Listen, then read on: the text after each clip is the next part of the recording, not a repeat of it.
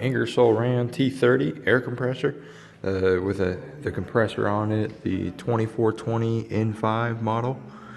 Anyways, just gonna go through and go with you guys on how to redo the valves and the gasket sets on the high compressor side, high compression side, and the low compression side. So, first stage and second stage. So, first off, before you take anything, make sure your power's unhooked, air compressor is completely bled out. That's open right there. And you can see right there, there's no pressure whatsoever on the regulator. So it's at 0. It's unplugged. I even got a mark, no, whatever, don't plug it in, whatever. So that way there's no chance of someone coming by and screwing with it, getting it in trouble. Because I don't even have that completely assembled. Someone plugged that in. There's no oil in that at all. It's just start going crazy and get someone hurt and possibly start having carbon monoxide from inside come out and basically poison gas somebody. So it's important. Make sure that before you do anything, everything's shut off, no air in the lines whatsoever. I mean, you want to make sure that you're safe and you're going to be able to do it again, the next time if you want to. So nothing works out if it's the last time you do it, So anyways, moving on. You're going to want to take this back side off first so you can get to it. This is just a cover for that. You'll take that off for the air filter. You'll take that off too. Take this off and this off down here right at the nut. So probably because you'll have to, I don't know, you don't have to take that completely off. Sorry, you could unscrew this if you want to take it completely off. Unscrew that, and then you can thread that out. But if you don't want to take it completely off, just unscrew that right there, and that allows you to be able to take it off later without moving this line. So, anyways, after that's done, we'll take all 4 bolts out and everything with everything disconnected from this. And to mark your spot, make sure you put this back on, right? You can put a Sharpie line, one there, basically to help you realign it. In fact, I'll do that here real quick. Let's see. There it is.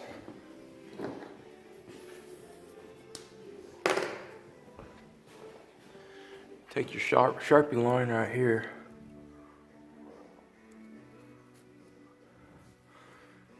Sorry, this is hard doing one hand.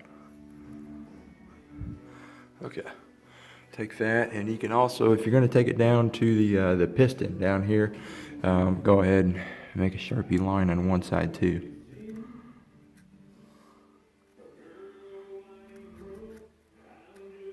Okay. So you can also just make mention if you want. There's an R3 right there, IR3. It's kind of hard to see, but you can use that as a locator mark. Just be like, okay, well, I just remember the R3 was at the top, so that's how I'm going to put it together. But if you don't, you want to play it safer. Make some Sharpie marks.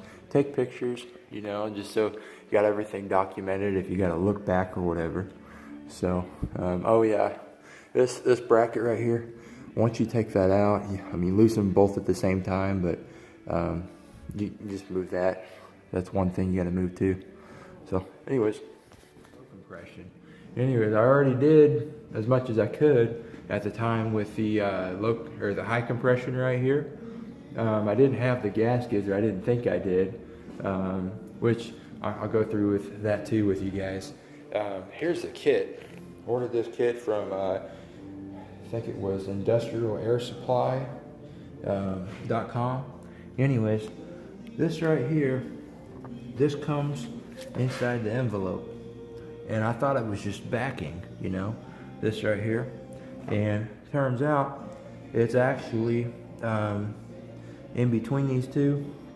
It's taped together. It's got those gaskets right there compressed inside. So don't be a dummy like me and actually try to cut that loose and get those gaskets out. I went ahead and paid overnight shipping just to get gaskets that I thought I didn't have. So they're 40 bucks out of the water. But oh well. Here's the rest of the kit. I didn't get this before. These are the valve plates, the finger valve plates. You can see why they call them that. This one, I believe, these two here, the smaller ones are for the high compression one, and you can see that these are the high pressure plates. This is the cap right here, and I just put these in backwards. You know, I took them out, I put them in backwards just so I know that they're on there, they're at the right spot. You know, I don't have to worry about them losing anywhere. But here is the valve plate, and this goes on the top right here, and anyways, it's upside down. You're looking at it upside down. When it's right side up, it'll go like that. You know, just like that. You can kind of see how that's shaped like that, and then this side right here is just curved, and you can kind of see how that would go. But anyways, I made black Sharpie marks so I know which way to go. You know, which way they would go. They're kind of rubbing off, but I got pictures, you know, to make sure I know where they go. But anyways, over here, starting on the low compression side, here was right where the air filter was. Took that off. That you just got to grab by hand, you know. Just take both your hands and give it a big tug to the left, you know, unscrew that. Then I had to take off this, unscrew that nut first, and then once that's loose, then you can move this. Then you just go ahead and spin this completely off so it's out of your way. That looks like that right there. So, sorry for the bad camera quality. All I've got right now is my cell phone, so that's got to work. But anyways, after that's done, you'll take this, you unscrew that, unscrew or loosen that, and then take that all the way out and leave that for a second. Unscrew that completely so that the top, left, right, bottom is completely off, loose, and then you can take everything out completely. And when these are completely loose, don't try to pull on it yet. Just take this off so that's out of your way, set it aside. And then usually, unless you're doing this the right way probably, which is I think once every 3 to 5 years, you're supposed to replace the gaskets and everything. And once every 6 months, you're supposed to replace the oil, you know. See that oil there? Yeah, it's not supposed to look like that. It's not supposed to be black. So, anyways, I'm doing it right, and I will be doing it right, but whoever I had it before didn't. So, anyways, live and learn. But I'll go ahead, get this off, loosen that all off, and go from there. Here's that valve set, the diagram and everything for all the gaskets and the valves and everything, finger valves. You can see here, right here, it looks a little bigger than that one right there. I think they're the same height. I don't know. This picture's kind of off, but anyways, low pressure right here, that side. That's the side I'm doing now. And here's a high pressure plate. They're basically the same, just one's a lot bigger, got a little bit different of a style right there, but it's pretty much the same, just bigger, you know. It's the same, you know, ring, plate, gasket, cap, you know, all the way through. But there's that there if you want to pause it and look at that or whatever. Just as it is hard to find stuff like this. This is the 2420 N5 air compressor model. That's what the low compression side looks like, just off right there. Let's see. Basically, it looks like that, you know, just took it off like that. You can see the gasket. It looks like, I don't know, crystallized tar paper. It shatters like ridiculous. So I do see one thing a little different on this is it doesn't use one bolt. It uses two different set bolt holes. You know, one for that valve plate and one for that side. But anyways, you can see this is extremely dirty. This used to be used by a fiberglass shop, and you can see fiberglass caked on everything. So that's the reason I'm wearing these gloves. I didn't last time for the high compression side, and yeah, that was a itchy experience. So, anyways, I'm gonna take that off. I'll inspect it, and I was checking out these. I wasn't gonna mess with the valve plates because supposedly there's a step you got to go through. You got to heat it up with a torch to break the glue or whatever, the Loctite on the nuts. Then you got to break it off and then replace it, torque it back down with the Loctite to a certain spec, and yada yada. But anyways, I didn't see that they were looking too bad, you know. But I did notice right here, all these here, they're supposed to stay flat, and you can kind of test them, you know, taking a pencil and pushing through here with the lead on side, because you know lead's softer than steel. Anyways, so no chance of scratching, but you can see right there that is not flat. In fact, that one isn't really either. But anyways, they're supposed to stay flat because when the compressor or when the piston is going down, one way pushes in here, sucks in the air, and the other one on the way back up pushes it back out. So it goes in and out, and that allows, when it's like this, that allows this to push up, let the air out, and then when it sucks back in, it pulls that down, and the air can't go in, but it goes through the other side. So that's the whole point of the valves, you know. But anyways, when you see that ones aren't flat like that, then that causes it to seep air out the wrong way, and that could be the reason you're not building pressure or losing pressure. Like mine, I can't get it above about 95 psi. It'll run all day and never get above that. So that could be the reason right there. So for that reason, I am going to change it. But these here, I inspected off of the high pressure plate, and I did not see any at all whatsoever of these ones not being flat. So surprisingly, these are good. You'd think the high pressure plate, you know, with higher pressure would be the issue. But anyways, I'm also using WD-40, you know, just to wipe it down and stuff. And then on top of that, I got this brass T-brush. And for the really hard stuff, sometimes those gaskets are caked on, you know. Use right here. Use a brass wire wheel brush. So just spin that on there and coat it off. Just make sure you wear gloves or something. Well, you can't just wear gloves. Not these kind of gloves. Something that's durable, that when that wire brush wheel, if it accidentally grabs you, it's not going to grab your hand and it's not going to scratch, because I got myself the other day. So just a tip for you guys. Anyways, I took it off. This one looks to be actually kind of bent and curved. The new one isn't, but at the same time, they didn't have what they're calling for in the diagram. If you see here, there's an extra part on the low pressure right here, that 5-finger, the circle finger valve plate one we're doing. There's another thing that goes over top of it before you put that little one over it, and that's this piece here. So that wasn't there before on that one, and they must have, just because they curved that. So anyways, I don't care, you know, if maybe this is better, you know, maybe this is an improvement. I mean, it's probably close to original, you know, 20-something years old.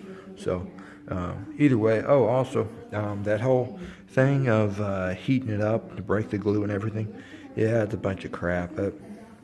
I just tried it by hand. It's nothing. Inside here, it's actually threaded inside there. So when you break the nuts off, first you think, oh well, I'll just take a rubber mallet and tap on it. Well, don't do that, because it's actually threaded inside the high plate. So I just took a ratchet, unthreaded it, and it worked just fine. So you can use Loctite.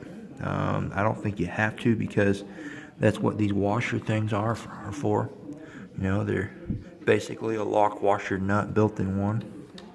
So anyways, we'll replace that and moving on. It turns out there is a slight bend to them. You can see if you set it on here, you can tell push it down. It's just slightly curved, because if you flip it the other way, there's no bounce to it at all. So it is slightly curved. You want to make sure the curved side is facing up, so that when it, you know, pushes down, it's got a better seat to it. You know, it's not going to want to curve up at all. So just watch out for that. The valves are back on, are tight, both sides. You know, tighten the bolt side first. That threads in. Put it all the way down, then tighten your nut. But anyways, in both sides, you know, the valve has a slight curve, very slight. You have to set it on there, bounce test it. And anyways, they're both tight, flat. I tested them, they look great. So that should work great. Already wire brushed everything. So when I do put the gaskets on, I actually put this anti-seize stuff. I coat it on all the sides. Wear gloves, except right then. Wear gloves, and I coat everything and make sure it's all, you know, on both sides, because later down the road you're going to want to replace it again, and if you don't, you're going to repeat what just happened, and all those gaskets are going to be caked on and flaking off, and you're going to have to use a wire wheel, and it's just going to be messy time, you know, get it off. So anyways, I'm going to go ahead and get the low compression side off right here, and I'll show you the piston head and the gasket underneath, and we'll replace that. Right here, swivel attachment, because you don't have much room there even with an extension and stuff. I had to take apart this right here. I had to loosen that because I couldn't get enough clearance with this all the way right there. You know, just couldn't get over there. So loosen that, put some WD-40 on that, and get it out of the way. Anyways, you get all of them out, and save those metal washers, metal rings that come with it. And before you even start loosening it, I took the oil had cap out, and that's off, and there's no pressure on it again. But I took a hammer, just to handle the hammer, and I pushed with it to push that piston down as far as I can, you know, and that way there's no pressure whatsoever inside. I got it to move, just so it's a little easier to pull this out, you know. So anyways, I'll show you guys after that. That's what that looks like, the low pressure head piston. You got some springs in there and some rings and everything. Anyways, it came off actually fairly easy. I had to take a hammer, tap on it, and get the gasket and everything loose. But as soon as I did that, you know, it came off. This is what it looks like. This is the bottom side right here, where the gasket was sitting on that. It wasn't in horrible condition, but that's the top of it. The inside, there's no scoring whatsoever. It looks really good. So just picking off the rest of the gasket, clean it up, brush it down with the brass brush, and put a new one on with that anti-seize over it. We'll be good. Noise in here. I got cold, I had to turn on the heater. But put some anti-seize on this here, both sides. I'm not going to touch it because I'm going to get my phone all messy and everything. So put that on, bolt it on over here. Cleaned up everything over there with the brass T-brush. And I think I'll wipe down the top of the piston head real quick with the WD-40 rag. And bolt it down will be good. Not that hard to put on, actually. Just had to put it on, put the gasket over the piston ring obviously first, let it set there. Then I had to get this and kind of center it up the best I can and then push it on. It's countersunk on the underneath side on purpose for that, so that you can, when you push on, it automatically compresses all those spring rings on it.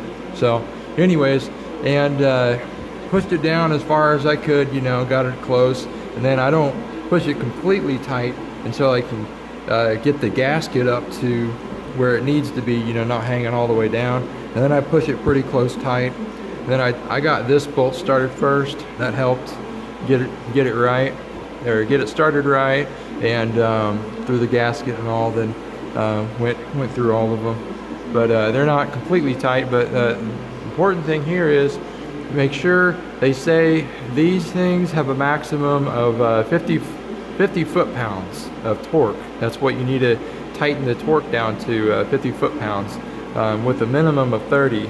So at least 30, but I would, especially because did anti-seize, you don't have to worry about it, you know, caking on and wanting to come off later. I'd go all the way to 50. So 50 foot-pounds on that, and after that we'll go next, put the ring on there and put our pressure plate on. Both sides, I double checked, both sides are now torqued to 50 foot-pounds, all sides, and you want to do it diagonal just like you do lug nuts on a car, just to guarantee that, you know, they're all flat. You know, tighten that some, tighten that some, tighten that some, tighten that some, and then once they're about maybe 20, you know, 15, 20 pounds or whatever, you know, by feel, then you can start, you know, going, tighten that a lot, tighten that a lot. You don't have to do the star pattern anymore. But both sides are wiped down. Now you're gonna take, you know, the ring for this, you know, goes on that side. The smaller ring goes on that side before you put the pressure plate on. And now I'll put the ring on in just a second. Let me explain how things go. On the high pressure side, this side is going to be facing up. Can't hardly see my marks anymore. They're on that side, but anyways, with the ring in place, you know, the black ring on there, you're going to put it on like that.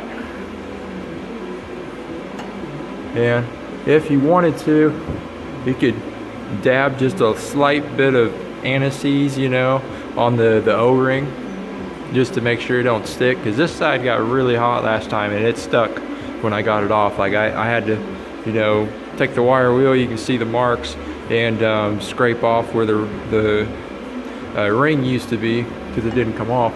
Anyways, that'll go on like that. And this, the cap, high pressure cap, second stage, will go over it.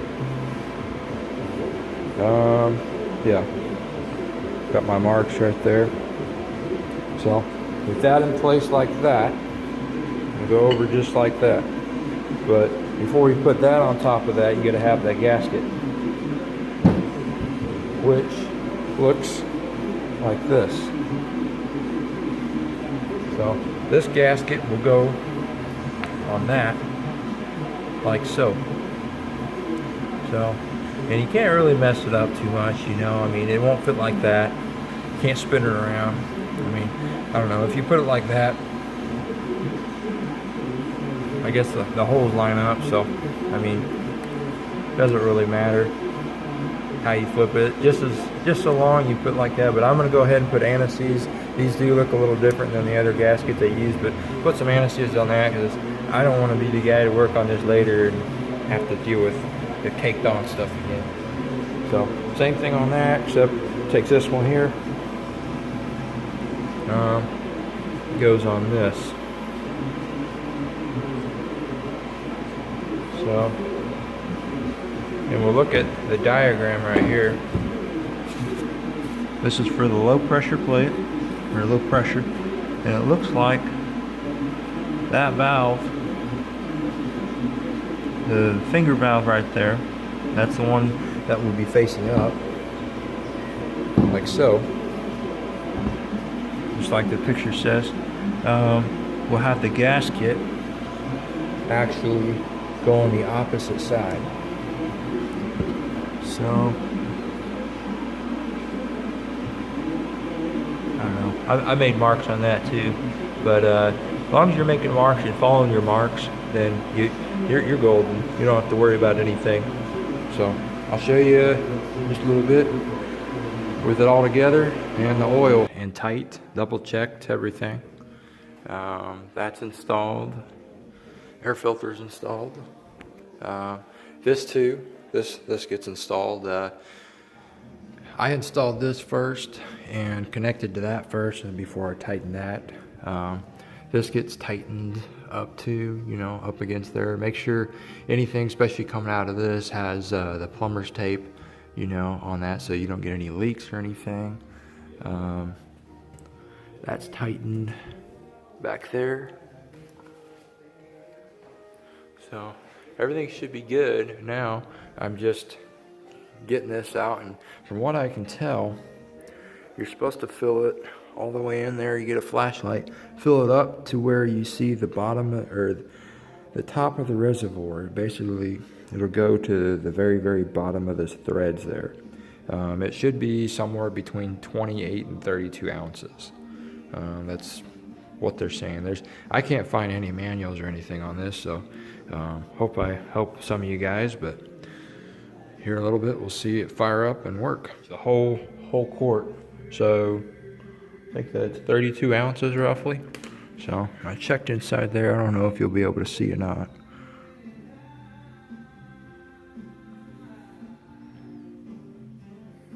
No, I don't think you'll be able to. Anyways, inside there's a reservoir roughly, and you'll see a top of the line of the reservoir. It kind of starts to coat the little chute that goes down in there.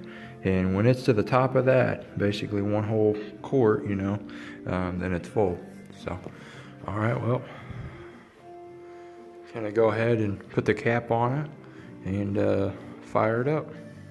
It is up and ready to test. Everything's together, oil's added. The cap is hand tight only. So, all right, here. And watch. 3, 2, 1. There it goes.